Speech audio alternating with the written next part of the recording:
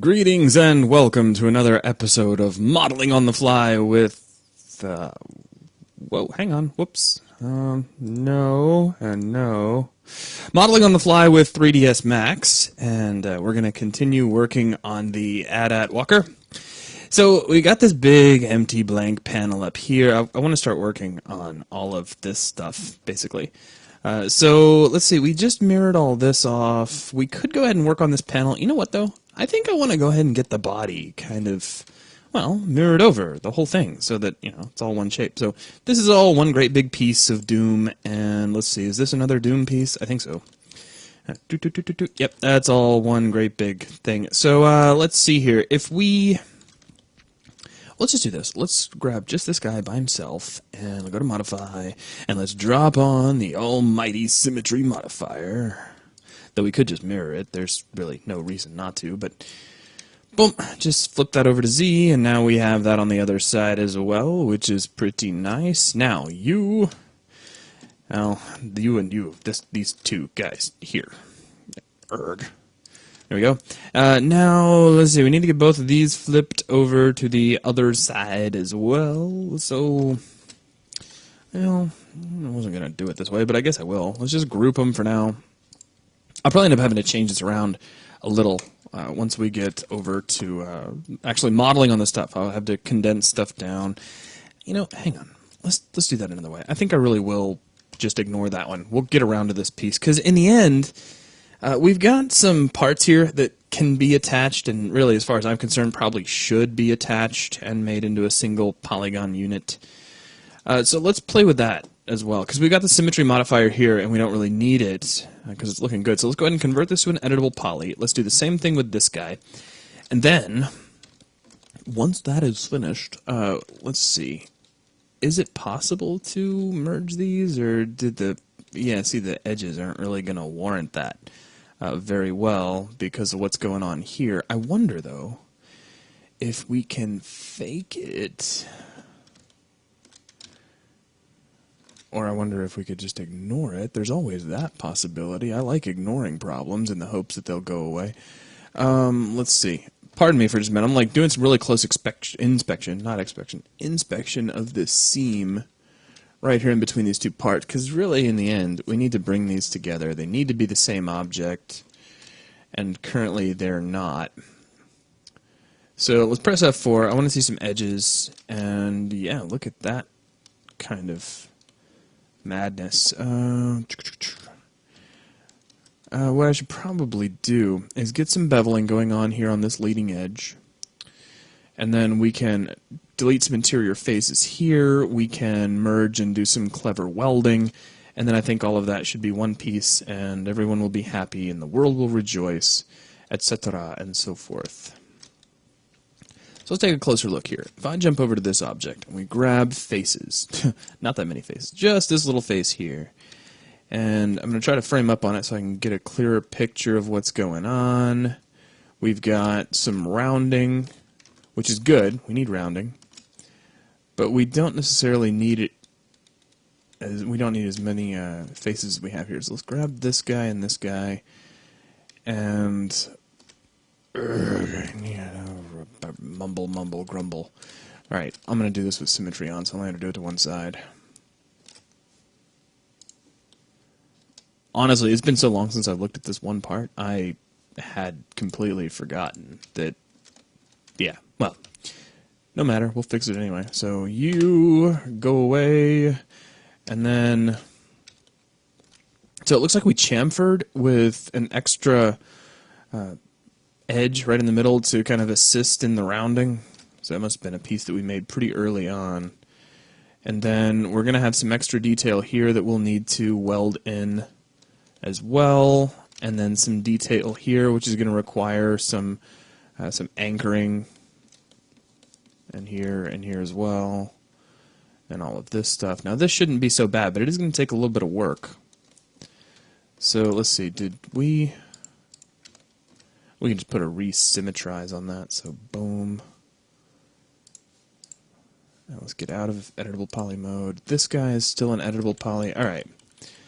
Let's see, how far back can I go? At some point, In fact, I'm halfway tempted to just reopen the file. Okay, so let's do this. Let's trash out this symmetry modifier, because we made the wall, and that's really all we needed there.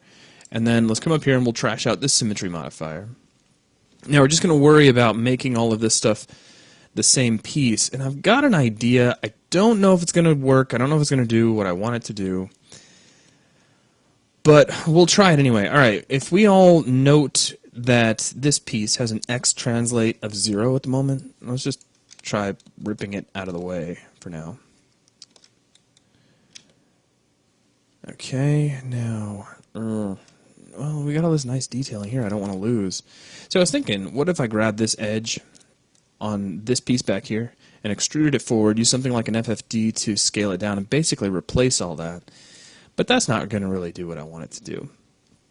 So let's just go back to plan B, which is to grab this edge for starters, and we'll put a little bit of a chamfer on it. And it looks like we need more than that, so somewhere right around here with an extra segment. Unless it doesn't want to give us an extra segment. Hello. Yeah. Oh, well, the segments are there. We're just not getting any rounding to speak of, which is pretty odd. We must be losing something mid-translation, so let's pull this over so I can see the whole thing. Ah, well, that's probably our issue right there. Let's see. If I get you and this guy over here, and then this guy right back here, and let's see, is that all the leading edges? I think so. Nope, missing this one. Do we have a flattened surface there? We do. We do. But I think that's covered up, and if it's not, we'll deal with that separately, and I'll just do a little bit of welding for cleanup. So let's see. Let's chamfer this, and then do we get some rounding at that point? Not so much. Boom. All right. That's okay. We'll make it happen all the same. So gap-wise, maybe somewhere around 0.5. Click OK. Let's get out of editable poly mode. We'll just right-click on X to put that right back where it belongs. Now, we got to clean some other stuff up. We got to switch over to this guy. We got to get rid of these faces finally. Switch off, select by angle. Let me frame up on this guy so I can see what's going on. That needs to go away. Then we'll have some extra faces in here that are, well, problematic to say the least. That's interesting and can be destroyed. Ooh, very interesting. Without trying to sound like a character from another famous sci-fi series, that's fascinating. Let's see here. I have some just junk geometry in here that I need to really take a look at. So let's clean up the junk geometry. Ah, well, looky what we have here, ladies and jelly spoons. Okay, change of plan. Just since I see what's going on here, and I'm looking for the fastest way to get a nicely usable result without having to invest the better portion of my, well, whatever. Maybe the better portion of this episode, trying to get something that works. Let's see here. If I grab this edge, and we shift drag it down, like so, and erg, and wow, we're still selecting by angle. Lovely. What I'm going to do, basically, is I'm going to make two walls. There's already a wall on the back of this great big blue shape, and that's good. I may have to clean it up, but we'll leave it there. I'm going to make another similar wall right in here, and then we're going to chamfer both of them to create a little bit of a gap, like these really are two pieces that have a seam in between them. It may end up being kind of an interpretation of what is actually there, but in the end, there's nothing wrong with that. Interpret away. That's what you are trusted to do if you're modeling something.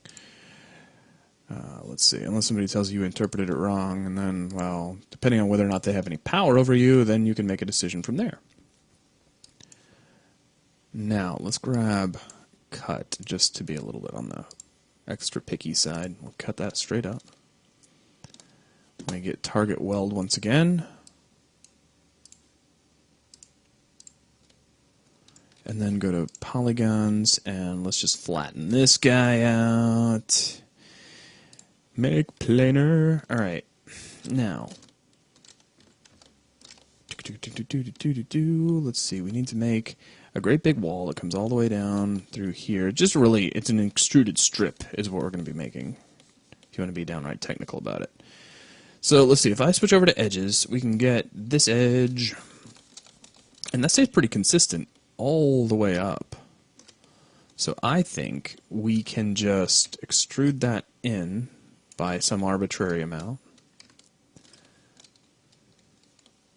And that leaves this guy all by his lonesome. So I'm going to grab this edge and frame up on it so I have a nice view of the so-called damage. Let's grab this edge and I'll extrude this in as well.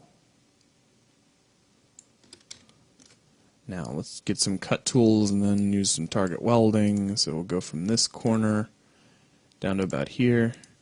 Right click, go back to vertices, give me target weld.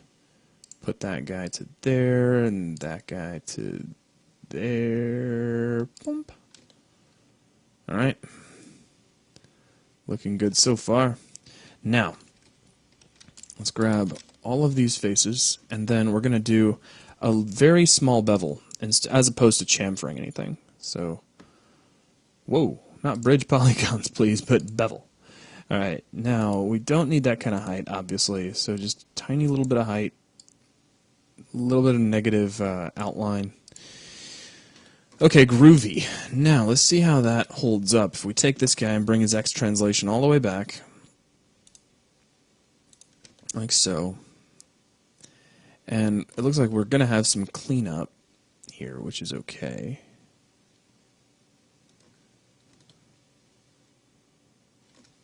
So let's do this. Let's grab... Well, that's already probably fairly planar, but probably not in the direction I necessarily want it to be. At a glance, it looks like this plane over here is actually sloping down as it goes from the inside to the outside. So based off of that information, whether it's right or wrong, that's what I'm going to act off of anyway. I'm going to grab this, and we're going to slide it up. And let's just get that by itself if we can. And we'll just... Do we have edge constraints on? It wouldn't surprise me. Yep, we do. Haha! So let's slide this up a little bit, along with his next door neighbor.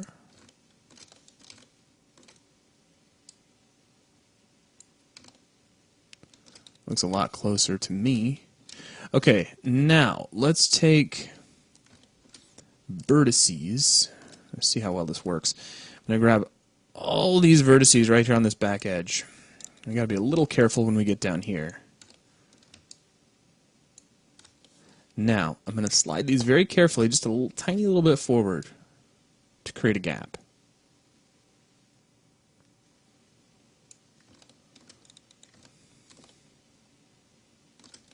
Right, and then go over to polygons. Let's see, maybe I can get away with selecting by angle here. And that's way too much. So maybe just a 10-degree angle. And those are different angles from one another, which is okay. We'll work around it.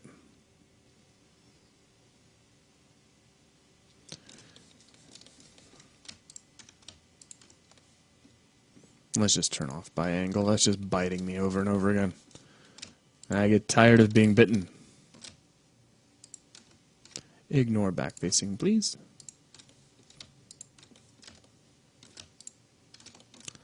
Oh, goodness gracious.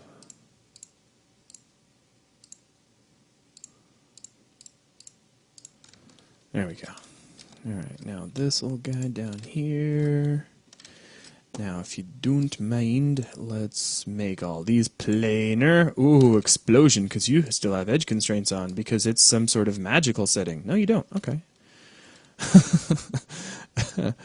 Yes. Alright, well, fine. I don't want to fight it. Not really. We'll slide this back just a tiny little bit. And then let's bevel this whole thing.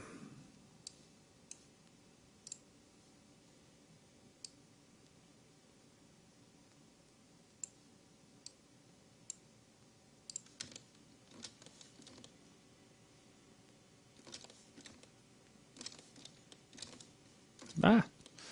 Okay, so now there's a gap, and it's being filled in. If we press F4, and we can see a fairly distinct line right up against the two different plates. Now here, we could actually see into the thing. We have what would classify as a hole that we should clean up.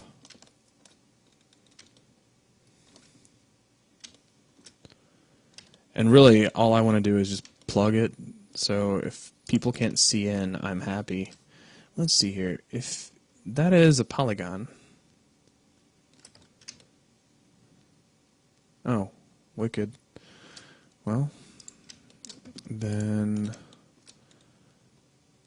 I'm sorry. I could fix it that way. It makes for some nasty geometry, but it would fill the hole in. Let me do this. Just bear with me. I'm just gonna do this. We're gonna make a box. I could just make a plane actually, but let's do a box. Just fills in the hole.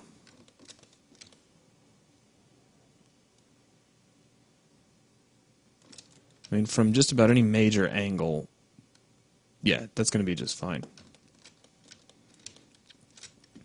I think in the end, I probably should have made all of this one piece, but that was so long ago, and I really don't want to remodel all of this stuff. And I don't want to spend forever just linking them back together either. So, yeah, we'll just make do. We'll make a hack. So, geometry hacking 101. Let's see here. Boom, and blam, and blam, and blam, and...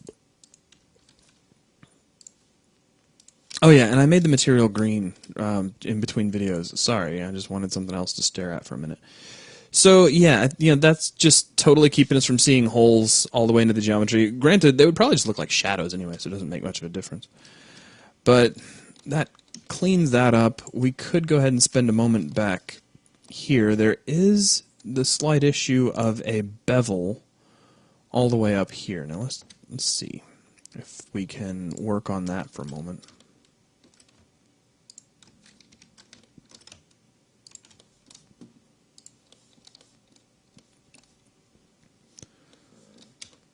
Okay, and if I chamfer at this point, oh, it went back to being nice and rounded. Okay, let's get out of here, press F4, and there we go.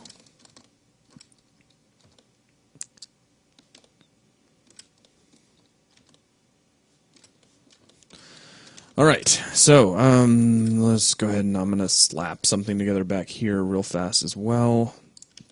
Now these are butting up fairly nicely. You probably don't have to spend as much time worrying about this. Let's see. If we loop that just for good measure, run a chamfer.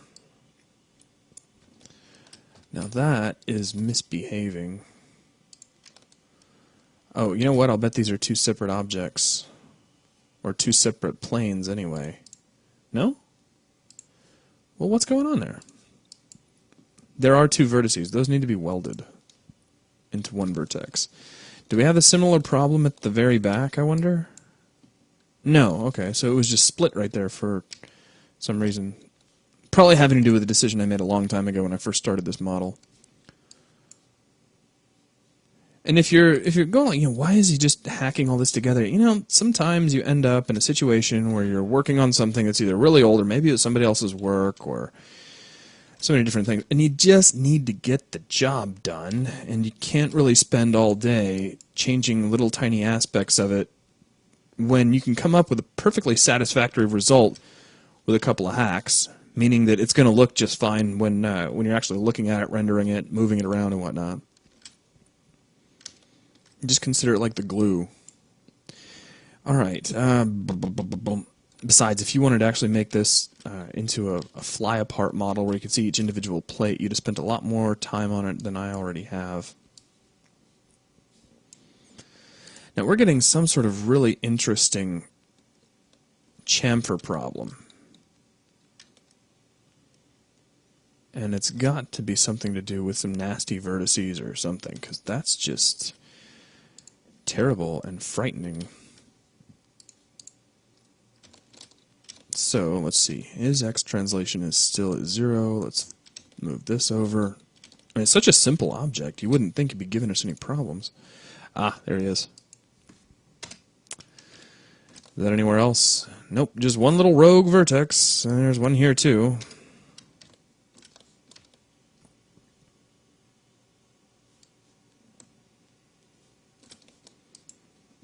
Vertex 3, vertex 2, vertex 1. Okay, I think everything's back to where it should be.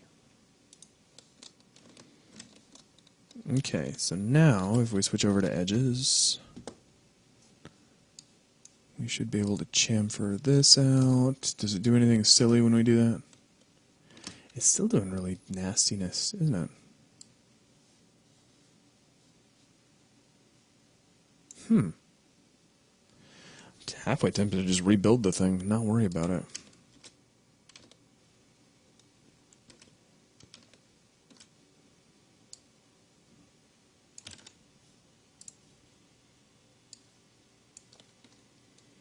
Let's see here. If I grab polygons,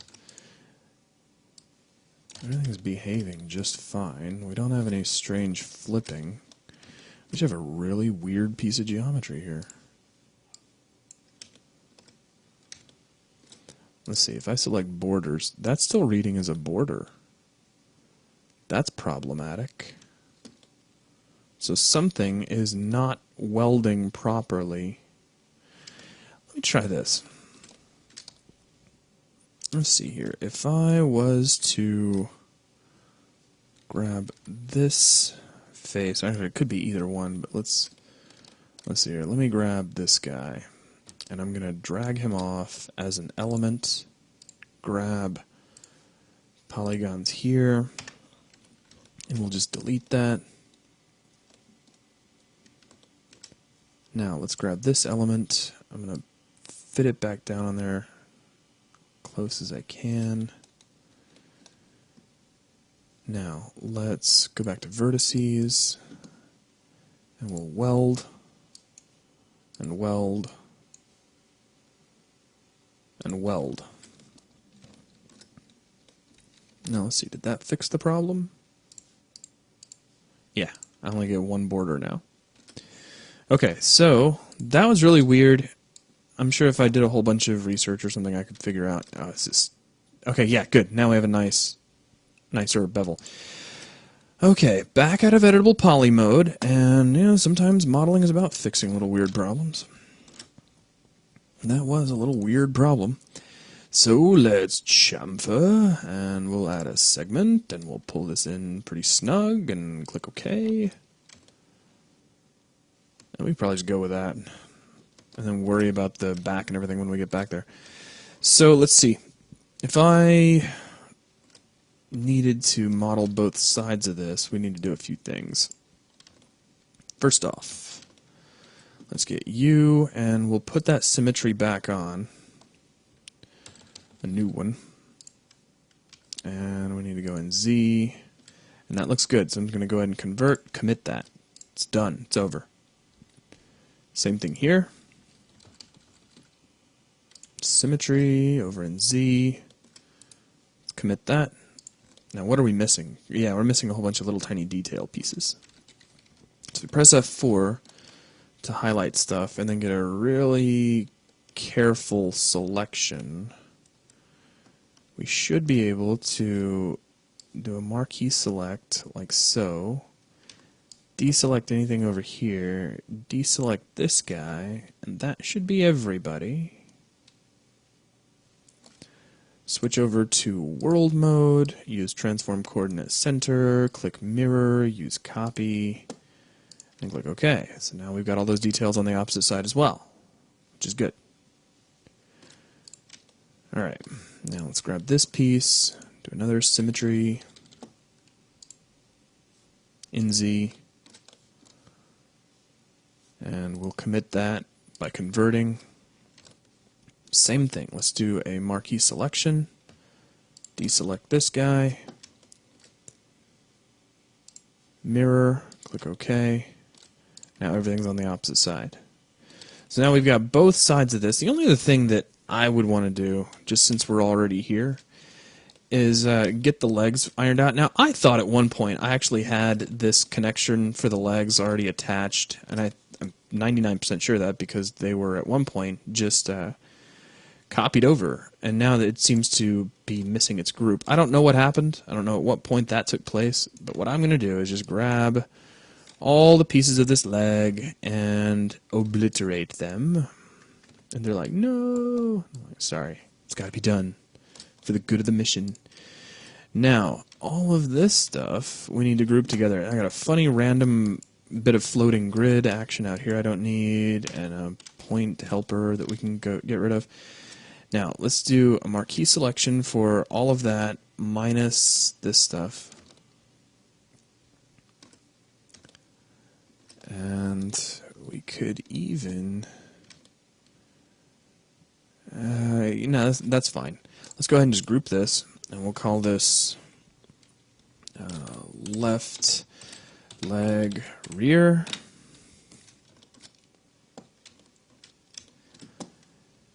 And we need to get this copied over, so let's see, world is going to be good for a minute. We'll have to scoot stuff around though, that's okay.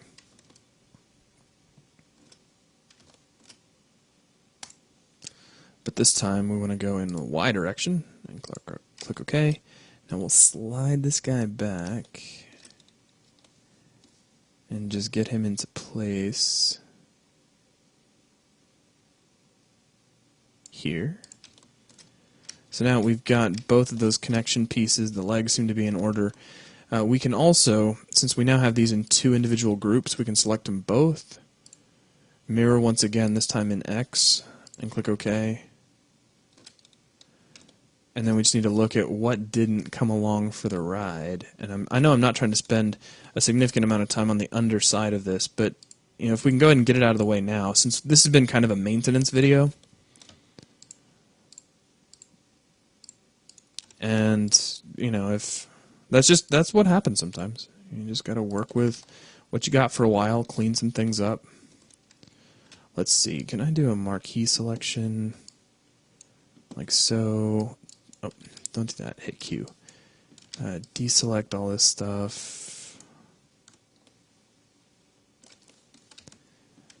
Deselect you, deselect you. So it should be just those little connection pieces. So now we should be able to mirror those. And click OK. So now we have all of that.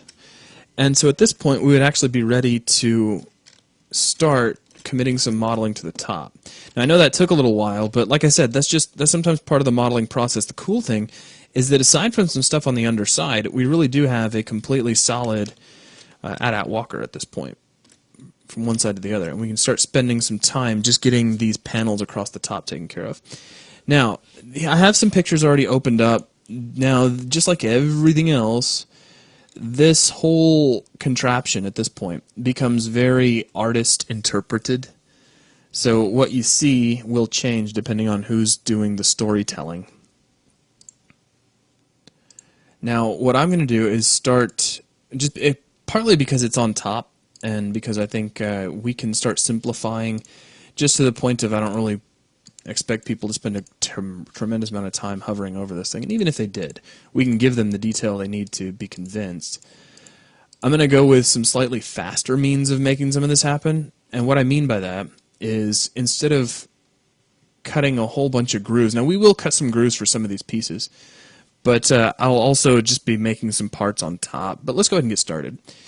So, let's see, if we use this as kind of a basis, we have this kind of, it's kind of like a trapezoid that's got a cutaway at the front. We'll at least see if we can get this in real quick. So let's grab this guy, and let's jump into editable poly mode. Now, there's a couple of ways that we could do this, and the way I would start off would be to take a look at the main areas. We're going to basically divide this into two sections. One section with a cutaway up here, and then another section, a smaller section, with a cutaway up front. So, to make that a little easier, let's see, let's grab this face and this actually, let's see if we can do this. I'm going to press 2 to go into edges, press F4 to show off my edges, so it makes things a little easier. Let me see if I can get just this edge, and let's loop it. And I realize this is kind of, well, I'm going to just try this. Let's go ahead and just try removing this altogether. Simplify that.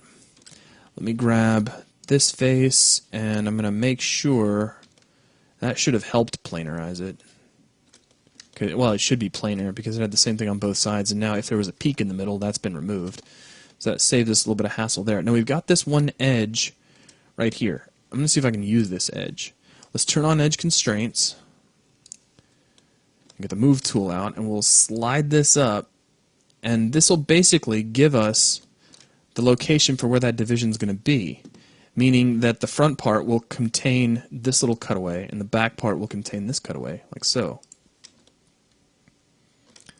Now, with that done, let's ring this selection, and this will really bake your noodle. Oh, actually, probably not, but I like saying that because it's from the Matrix.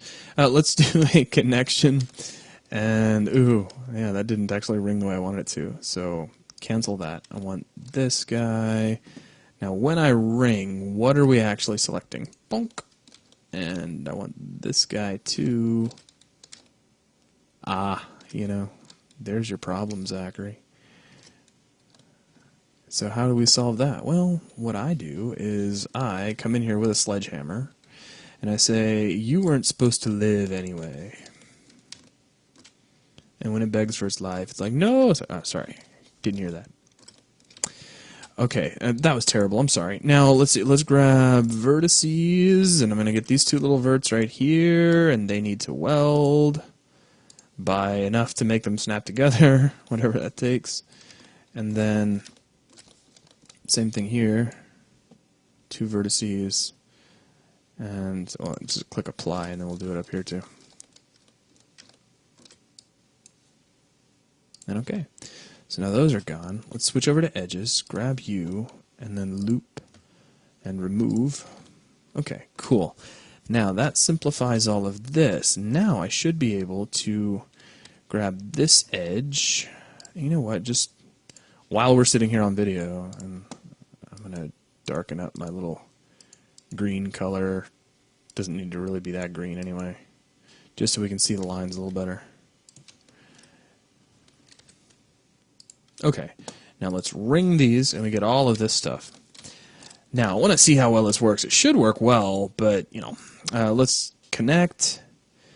Then we'll make two connections. Let's pinch them. Oh, yeah, see, it's actually catching the taper a bit, which is fantastic, because that's really what I'm going for there. And if we take a look, well, let's just leave it at that. So we'll click OK. Let's grab this guy again, and then we'll re-ring. Now, this one is really simple. We don't have to worry much about this, but this guy in the middle, he's got these two, this kind of cutaway area that goes up like a little trapezoid shape. So to give us the basis for that, I'm going to do another connection, and this time we'll pull that pinch in to right about where we want that to start. Maybe right about here. And we'll click OK. Now we'll grab this, we'll ring once again, do another connect, and we'll go into right about where we want that to end. Say about here. So boom, across. So let's just click OK. Alright, now, with that, I'm going to do a couple more things with connections. So if I ring, how far down does that go? Not too far. Nothing that's going to damage anything anyway. Let's do another connect. And this is going to kind of define the outside of the whole cutaway. Now click OK. Now let's grab this one more time. Ring. connect, but this time we only want one segment. And we'll slide this down to about here, and that's going to indicate the inside section of that trapezoidal cutaway. So if you're completely lost, it should all come together here in just a second. We'll just go click, click, click, click. Fantastic. I guess if you wanted to get rid of these little interior lines, I suppose you could at this point. But let's grab polygons, make sure we're no longer cutting. And see, now we have defined that cutaway nice and quickly and easily. So, well, we could probably just do a quick bit of extrusion to make all of this happen, but let's do it through bevel. We'll do a couple of extra steps to make it so we don't have to go through and edit anything later. So a little bit of negative height, and then some negative outline. And click OK. Now an honest-to-goodness extrusion that goes downward. And click OK. And now an inset to create the thickness of the gap. Click OK. And now another extrusion, this time positively. So we'll just remove out the negative, and let's see. Now, what I'm going to do is push this up just a little bit higher to kind of help the gap show off, you know, help the plate really kind of stand out. Click OK. Now we'll do another bevel, and this time it'll be with a positive amount of height, and a, well, negative outline amount is still good. So we'll click OK there, and then we have that cutaway. The only other thing we could do, if we're just really trying to impress our friends, would be to grab edges, say here and here, and yeah, Max had to think for a minute. It's like, oh, what was I doing? Did I leave the gas on? And grab you. And actually, you know what? Can we just ring both those? Probably. And for the most part, we need to lose any of the interior edges. Whoa, what happened there? And when did I do that? I must have been moving something.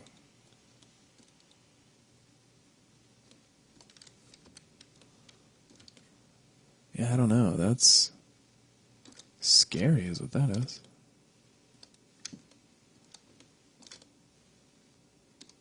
Oh, weird. Hang on. Some sort of really odd nastiness occurred, probably via some sort of nasty selection.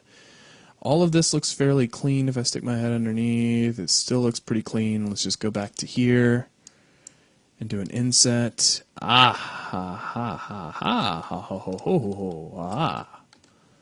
You are giving me problems. Why are you giving me problems? Because you shouldn't be.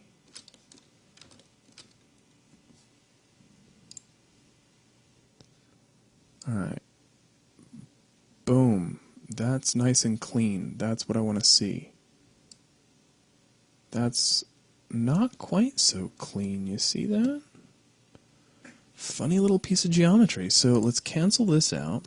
Let's switch over to vertices. And what do we have here? It looks like that cut didn't actually land on an exact vertex. I hate it when that happens, but we should be able to weld those down to one vertex, and it's amazing how one little tiny thing like that can lead to so much problem. But let's just double check here. That's a vertex, and that's a vertex. Cool. Well, I'm glad I found that sooner rather than later. So now let's just grab these again, and let's go back through the motions. So we'll start off with a bevel, and maybe not quite that much bevel. And click OK. Now let's do an extrusion.